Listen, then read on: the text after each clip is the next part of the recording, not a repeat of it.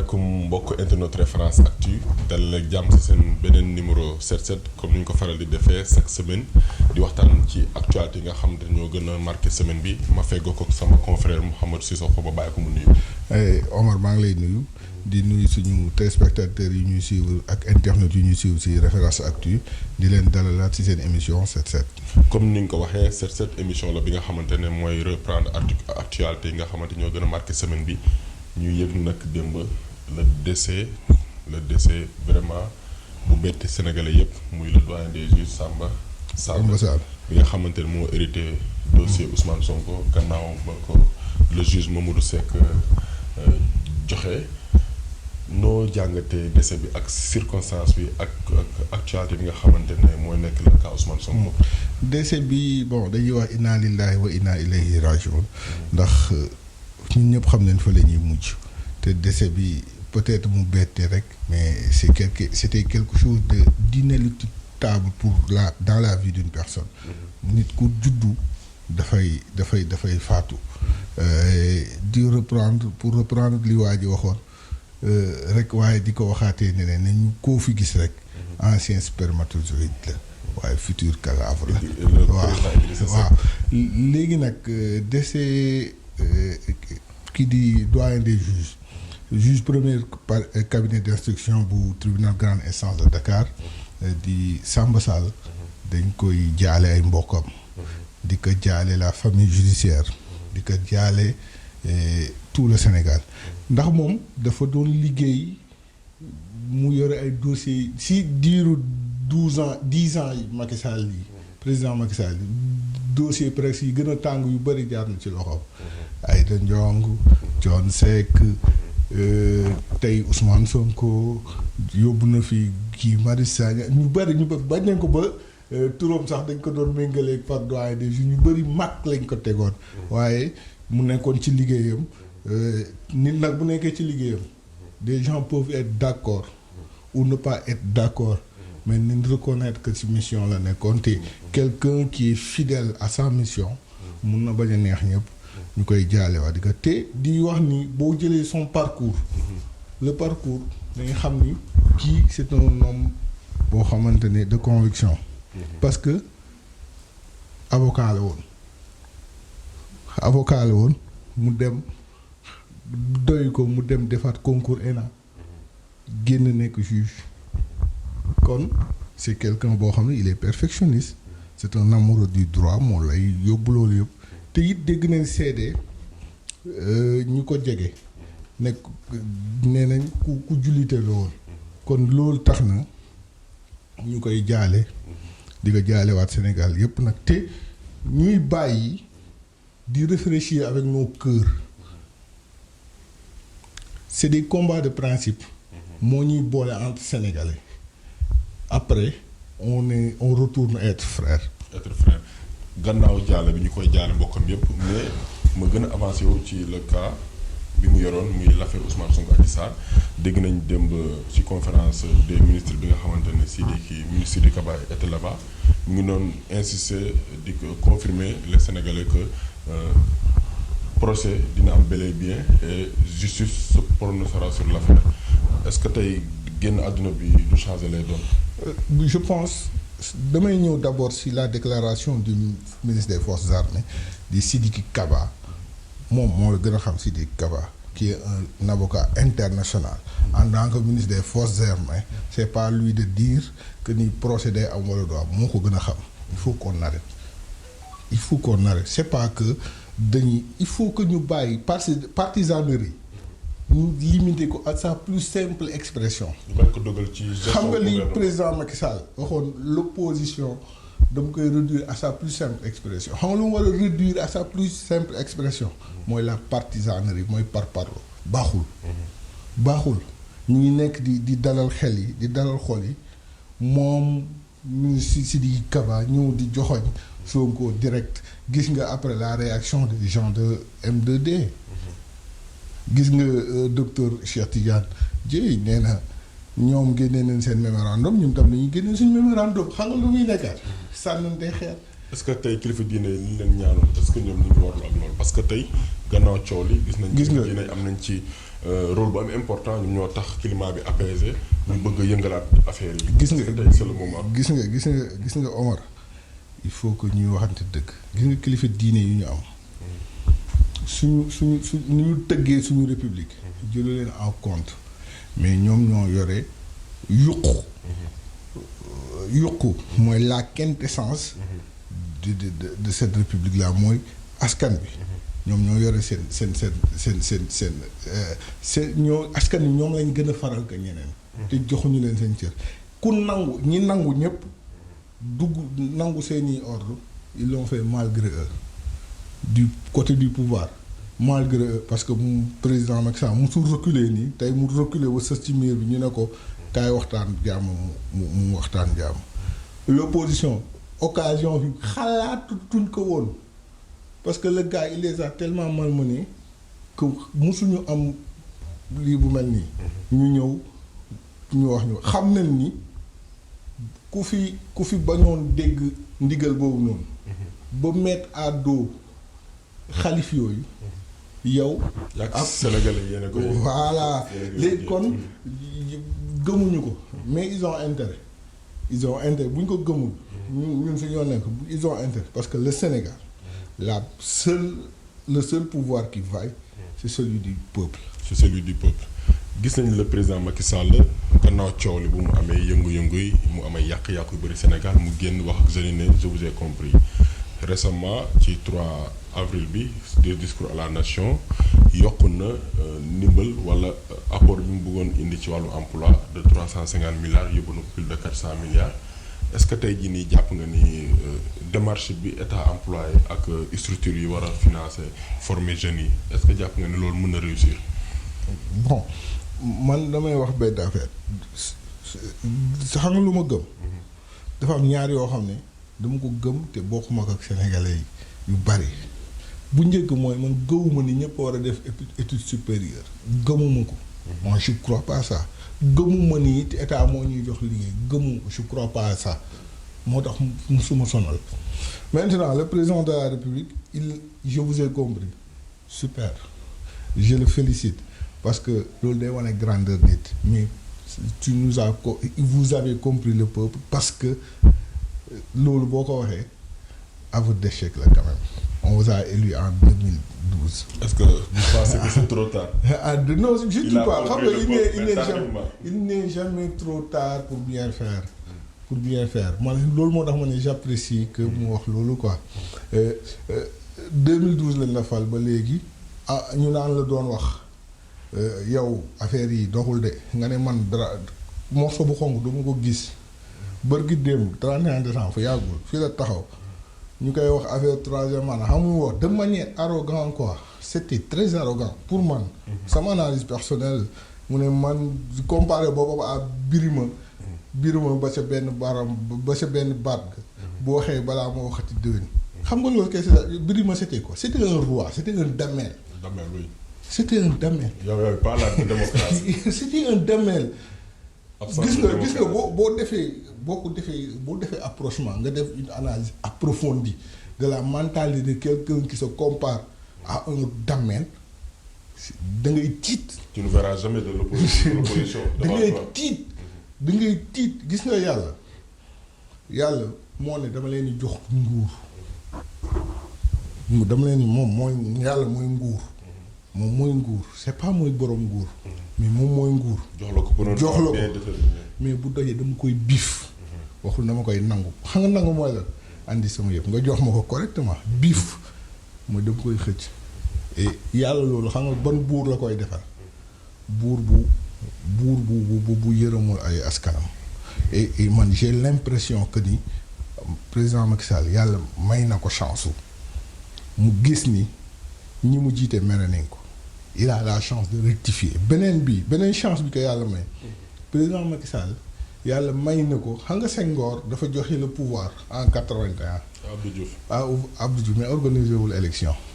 Abdou Diouf dañ ko gagné malgré lui il a quitté malgré lui kuñ gagné rek c'est parce que tu as quitté malgré toi. Mais président Macky Sall moo am l'occasion historique d'être le premier président sénégalais à avoir faire 2 mandats mu jot mu organiser élection ne gars yi kaa leen compétir ku sénégalais yi fal mu dem ça c'est historique Omar. mais personnellement ni nga gisee agissement yi parce que récemment le mouvement élèves étudiants républicains génn nañ ne ils sont prêts à donner à Macky Sall un second quinquennat ñeneen ci suuf di wax di valider la 3e candidature du président est-ce que yow en âme et conscience jàpp nga ni pression bi Macky Sall subir est-ce que dina organiser une élection élection prochaine te du si bokk est-ce que yow personnellement li nga gisee jàngat situation bi est-ce que jàpp nga ne Macky Sall dina def loolu. waaye xam nga Omar yaa ngi may indi problème. non personnellement parce que tey quand je dis parce que personnel vous êtes su ma defee analyse personnelle analyse de la personne de Macky Sall man personnellement. j'ai pas confiance en Macky Sall. oui. moi je le dis c'est personnel. mun naa la wax ay actes depuis 2001 je vais. donc vous pensez que Depuis Macky Sall 2001 sera parti en 2024 des candidats. maintenant tout à l'heure wax ne il n'est jamais yàlla wax naa ni may na ko chance mu gis te it il n'est jamais tard pour devenir quelqu'un de bon ou de changer. ou de refaire l'histoire te président Macky Sall il est entré dans l'histoire par la grande porte. ngal la parce que yow yaa juddu après les indépendances ñu fal la yow la yaa nekk président bu ñu am parce que bu ñu fàtte Abdoulaye Wade son père Mourtala Wade c'était il faisait partie de l'aristocratie di ñawal ñoom Serigne Fallou Abdou Diouf sa descendance son ascendance Senghor bokk gis nga seen ascendance yi nekk ci kuuru Buur Siin Kumba Ndoofeen donc moom moo jóge ci le peuple kon donc il est rentré dans l'histoire par la grande porte ñu fal ko à 65%. man damay ñaan mu fexe bañ a génn par une fenêtre léegi nag xale yooyu di wax ay xale leen rek xam nga xale Serigne Cheikh Ahmed Tidiane Sy nee na xale du réew day xamati ñooñu dañu xamul foofu laa leen wax parce que le combat il doit être de principe il doit être républicain nekkuñu fi kenn du fi ennemi kenn on est peut-être adversaire adversaire nag da ngay nekk adversaire sa frère mais du nekk sa ennemi ça il faut que ñu maintenant ñoom dañu bëgg rattraper loo xam ne romb na leen xam nga wolof nee na bàyyi ba jaan gi romb nga topp ci watat bay doo rey jaan te boo moytu bu la fa fekkee màttat la xam nga le problème mooy ñoom dañu gis ni bërki démb ba ñooñu génne amuñu réponse politiquement ils ont pas existé léegi nag ba yëpp jàll na mu def ay mirage ñu bëgg a exister 3e mandat les Sénégalais n'en veulent pas président Macky Sall je suppose qu'il n'en veut pas bu leen dugg ci yooyu jàng leen seen jàng konne leen seen politique accompagner leen seen leader mais bu leen dugg ci li leen di xeebee ay xale ngeen. ay xale lañ ñu wax ci mbirum ci waa Macky Sall ba léegi gis nañ ba coow li amee mu jeex ak jaam ak salaam. fan yi gis nañ ñoom dañoo nekk ci la reconquête de la remobilisation des troupes pour le gain du président Macky Sall am ñag ñu ko gisee ni c'est pas vraiment joli ak fu ñuy jugee ak problème yi nga xamante ne xale yi soulevé nañ ko bay génnee ba yàq ba Macky Sall am lu leen promettre waroon nañu mën a dem ci liggéey pour ñoñal li Macky Sall bëgg ci xale yi moo gën ñuy génn def ay mobilisation ñoom nag ñu ngay naan dañuy faire vivre leur parti c'est des genre de choses yi nga xamante day faire vivre leur parti mais noo gisee remobilisation meeting par ci meeting par là est-ce que c'est le moment au Sénégal actuellement de faire ça. man su ma doon président Macky Sall dinaa leen woo ñoom ñëpp ne leen yéen jéppi naa leen dëggantaan yéen jéppi naa l'affaire c'était pas président Macky Sall dañ ko fal mu jël des personnes dénk leen ay responsabilités mu dem ba ne moom président Macky Sall dénkoon naa ay nit pour ñu doxal Sénégal mais gis naa ni peuple sénégalais yi ils sont mécontents donc je vous ai compris dinaa ko rectifier waaye léegi ñu mu faloon noonu après ñooy génn di dajalewaat. surtout nag ak situation Covid-19. non dina ñëw si Covid dina mais dina wax l'aspect politique. y a quoi gis nga moo wax pour man li ma wax xale yi moo leen dal dañaa bëgg a topp ci watatu jaam gi bu ñu sonal nit ñi la c'est autre chose xam nga lu ñu war a def jàppale président Macky Sall ci lii mu wax nee na day jël 450 milliards ñu fexe ba ku ci war a jot ci réellement parce que loolu Sénégal lañu dëkk ñun ñëpp xam nañ nu muy demee y a de ces choses là on dit ça à la télé mais dans les quartiers c'est pas ce qui se passe te loolu ñu xam nañ ko xam nga ko ñi may seetaan xam nañ ko il faut qu'on se dise la vérité les yeux dans les yeux parce que bu ñu tollee ci jamono yi gis nga dëkk bu tolloo ci jamono yi kër bu toll relation sax man ak yow suñu relation dina am fu muy toll dañuy xoolante waxante dëgg après nga dem ma dem ñu ko nit di ànd c'est ça il faut que président Macky Sall li mu lu tax président Macky Sall wax 450 milliards mu jël ko ne présidence la koy loger man su ma dénkoon jeunesse damay démissionner. Il n'a pas confiance. su ma dénkoon jeunesse. Vous pensez qu'il n'a pas damay confiance démissionner damay dem différents secteurs. dama lay jox l'exemple de DER. ban entrepreneuriat moo rapide. il faut que dañu bëggoon nax nañ bàyyi. mais souvent on voit sur les réseaux sociaux des gens qui ont bénéficié des financements de la DER. nañ changer tour bi c'est des entrepreneurs qui avaient commencé à travailler bu yàgg ñëw DER accompagner leen donc c'est ça n'a pas du tout été rapide nañ génnee koo xam ne dafa jëw tey DER ñu financé ko tey suba mu commencé c'est pas vrai ba pare beneen bi DER dañ ko jox xaalis askan mu jox nit ñi ñu ñëw fii Tëngéej le préfet le chef de l'exécutif départemental mu ne 127 milliards yi moom gisu ko li ñu wax ne dugg Tëngéej gisu ko léegi fu mu dugg fu mu ko jaarale kay bu ñu yàpp il faut qu'il respecte les Sénégalais xam nañ comment ça se passe nañ ko nag tegal ci yoon jàppale président Macky Sall mu def mu continuer 3 ans yi mu jeex Sénégalais fal keneen ñu dem suñu yoon. mooy li ma doon wax rek si remobilisation bi laay nekkaat ba léegi ak Covid 19 bi gis nañ ni mbas bi naam cas yi wàññeeku na ñu nekk ci lalu hôpital yi wàññeeku nañ mais ba léegi mu ngi rey. mbas mi ngi fi mais j'ai l'impression que gars yi dañuy jaawale vitesse et précipitation te du benn gis nga en Europe nga xam ne ñoo ëpp moyen foofu la mbas bi d'ailleurs gën a métti. ñu ngi si troisième vague ñoom ñu ngi si mais dañu tijji yenn yi mais à condition. man keroog ba may seetaan làmb ji nit ñi dañuy seetaan mbër yi mais man li ma tiital du mbër yi lu ñu bëriwul li ma tiital mooy stade bi du mu mel. stade bi nu mu mel. te amoon na un protocole sanitaire si je m'abuse. lu ñu fa respecté.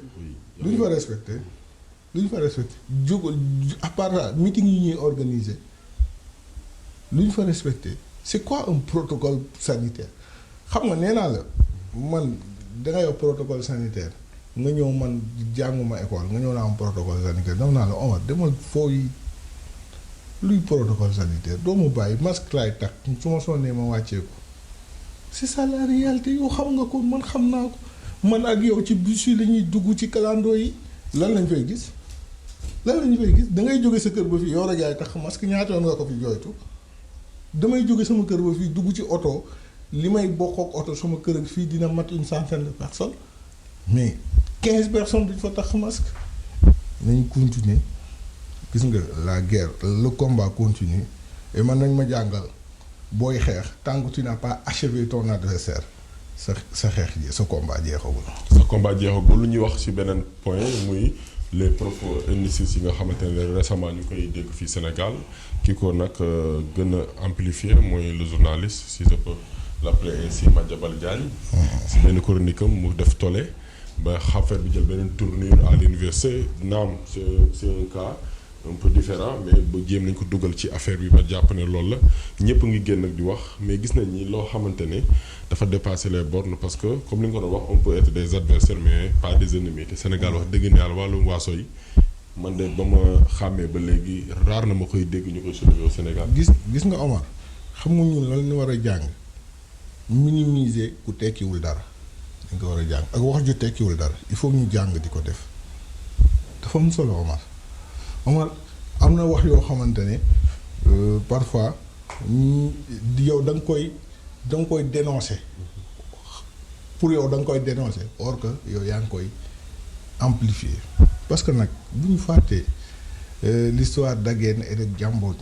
maa ngi gis ñoom yu bëri sax di wax ñaari jigéen duñu ay jigéen ay góor lañu woon xam nga pour te dire.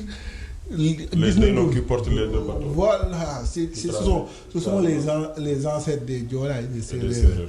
gis nañ fii xam nañ ni historiquement les Séeréer ñu ngi jóge ca Tekkuruur ci taatu fleuve Sénégal. dëkk ak Tukulóor yi ak Pël yi. xam nañ l'histoire du Sénégal xam nañ notre histoire récente sax nu ñu jàppante ñu am un président. Sérère qui est minoritaire de par son ethnie Sérère ils sont minoritaires au Sénégal. Qui est minoritaire de par sa religion. Qui a été plus de presque 20 ans président de la République du Sénégal. donc Cheikh Anta Diop ak li mu def ci. donc ay suñu doyen boobu parce que man par principe je respecte beaucoup mes doyens. du ma leen bëgg suñu doyen boobu Madiambal Diagne il a le droit de dire ce qu'il pense. Mais li waa ji waxoon ta liberté s'arrête là où commence celle des autres. Celle des autres, oui. Pour man loolu la léegi Madiambal il a droit de dire ce qu'il pense jàpp ni lii yàqul mais bu mu ko def ba di yàqal keneen. Maintenant Université Dakar man ak ñi ma jiitu ak ñi ñëw après man ak ñi fa nekk nii xeex nañ université. fekkee nañ xeex université. Kékendo pour dama lay jox et damay joxe lii boobu Kékendo man bokkuma Kékendo mais j'avais des amis des frères des sœurs yu bokkoon Kékendo am fa responsabilité. Oui. Je connaissais des grands yoo xam ne ils sont pas Joola ils sont pas du sud bokku Kékendo am fa responsabilité. foofu na damay ŋàññi ñun waa presse parce que tamit des fois on informe mais on informe vraiment mal. dama lay wax benn affaire lan laa commencé sama kàddu ci fii ma ne la il faut que ñu mun a ñàkkal fayda lu ñàkk fayda. Et aussi parfois gis nga day am benn information booy dégg. boo ko déggee nii boo xamul tout l'environnement. ni ngi koy exploiter day rëy te tollu ko. xeex université. dugguleet. Et aussi il faut que les gens arrêtent non université. Dans toutes les universités du monde day am des batailles de positionnement. Dans toutes les universités bu ñu rey dañ fa waruñu fa def politique moi je fais pas la politique. yooyu ay wax la ñi def foofu ñi fa def politique ba génn ñooy taxaw naa waruñu fa def politique ñoo xam ne ni dañuy sóob. Est-ce que comprendre il faut que qu'on respecte les Sénégalais université nag maintenant xam la lay wax les batailles les combats à l'université mu nekk des combats d'idées foofu pour man foofu la ñu war a waxee. Des combats d'idées. Mais comme partout ailleurs même la politique la scène politique les combats. parce que xam nga lu tax gis nga ñii saagante nii ci arène politique université lañu commencé saagante ñii saagante bi ci arène politique genn wàll gi ils ont été syndicalistes à l'université di fa saagante di fa dóorantey jaasi gars yi il faut qu'ils soient honnêtes xam nañ li xew université l'autre jour j'ai vu ñu ne dañu dugg ci am na néegu étudiants yoo xamante ne xam nañ ni ils sont armés duñ fa dugg moo tax les gens qui ont été à l'université de Dakar xam li fa xew ils avaient même mis en doute les armes blanches yu waa COUD génne woon et man ak yow waxoon naa la man lii gëmuma ko parce que y a une réalité à l'université de Dakar on n'est pas d'accord parce que man dama gëm ni fu ñuy jàngalee xam-xam joŋante bi ci xam-xam la war a nekk mais politique kenn du ko génne université. ñu jeexal ci mbirum tàggat yaram mooy suñu entraîneur national di Aliou Cissé gannaaw nag suñu dernier match ci qualification malgré qualifié nañ mais performance ak prestation équipe nationale tax na ba Sénégalais yu bëri di remettre en question l'efficacité de notre entraîneur mais nag lu ma ci yokk rek mooy maanaam buñ indee côté bilan Aliou Cissé moom moo tax ni interview fi jaar yëpp mais est-ce que tey Sénégal war nañ toll ci qualifier Coupe d'Afrique wala egg final est-ce que tey warul toll ñu am yeneen exigence yu gën a majeure maanaam di jël Coupe d'Afrique di gën a sori ci Coupe du monde parce que nous sommes une nation nous représentons la première nation en Afrique. waaw nous représentons la première nation à l'Afrique. En Afrique sans moo tax ma bëggoon wax ni grâce à Dieu nañ ko sant yàlla. wala performance gay on a rien fait. On n'a rien fait xoolal pour la formation des jeunes ñii di football ñoom ñu ne fii lañ leen former qu'est-ce que l'État a fait pour leur formation. yow d'abord si question Aliou Cissé yow d'abord. Aliou Cissé man dama gëm nii lan mooy fond de jeu. lan mooy fond de jeu. lan mooy fond de jeu en 2018 Didier Deschamps il avait le football avec l'équipe de France le plus pauvre mais dafa amoon tactique boo xamante day def nii def benn bu gudd Mbappé daw doonu dugg kenn du ko def. Les gens disaient non amuñu football pour gagner coupe du monde. même 2018 tamit France la def. 2018 ci dëgg ku gagner coupe du monde bi. c'est la France. au fait il faut que pour man un très bon combattant mooy celui qui sait subir mais mooy gagner. Pour man un très bon compétiteur mooy koo xamante il sait contenir la pression mooy gagner. ñun foofu la ñu war a dem dañu war a dem ba nga xamante ne parce que mënoo jël un coach mu def 59 matchs def 37 victoires il a def 7 défaites nga ne kooku defu fi dara maintenant lan lañ objectif Aliou Cissé 2021 rek lañ ko wax dafa war a jël mais 2019 xam nga lan la woon mu qualifié final yegg na ko. Objectif bu ñu ko mos a tàggat yegg na fa. Les gens qu'est-ce qu'ils veulent bu ñu jëlee loolu Aliou Cissé xam nga Aliou Cissé tontu naa la si. mais yow boo demee stade Lat Dior Thiès ñu ne la première nation africaine football classement FIFA fii mooy terrain fii lay recevoir doo bëgg a jooy da ngay bëgg a jooy wala nga am gàcce. gis nga wax yi c'est pas des discours. c'est des infrastructures. xam nga par exemple boo interpellé ñii autorité le ministre bu la defee discours nga naan waaye mais c'est pas ça la pratique c'est quoi anamu. on attend. anamu Sadio Mané on exige beaucoup de lui. après ñu yóbbu ko fii Diamniadio ci stade Thiès bi. moom bu demee fee ñu koy fay plus de 200 millions par semaine nga ne ko na fa joxe tànk mu damm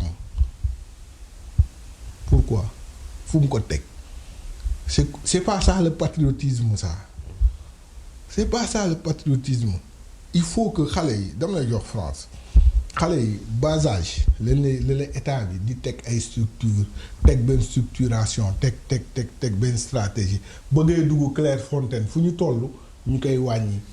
da ngay dégg ay la génération 87 88 89 90 ñun ban génération lay am l'État ne forme pas donc maintenant on est d'accord des choses on peut mieux faire mais pour mieux faire da ngay apprécier li nga am ba pare compétition yi di ñëw ñu ñaan yàlla comme objectif yi nee naa la musul manqué objectif am Aliou Cissé te bii di ñëw nee neen coupe mu gagné coupe d'Afrique. Moi je suis confiant man day jàpp naa jusqu'à preuve du contraire Aliou Cissé dina gagner coupe du monde 2021. incha allah yal na ko yàlla defal di jox la kàddu nga tàggatoo ak mbokki internet yi. Omar maa ngi kontaan ci waxtaan bi. kontaan ci tasewaat ak les internautes de Référence Actu. di leen dig daje beneen semaine ci. le résumé de l'actualité. jërëjëf maa ngi aussi tàggatoo di wax ni jërë ngeen jëf di wax Sénégal réewum jàmm la réewum paix la di ñaan yàlla Sénégal gën a am naataange jàmm di dellu fi nag ñu ñaanal ñëpp di leen tàggu di leen wax ñu ngi leen jox dig daje beneen semaine ak beneen set jërë ngeen jëf.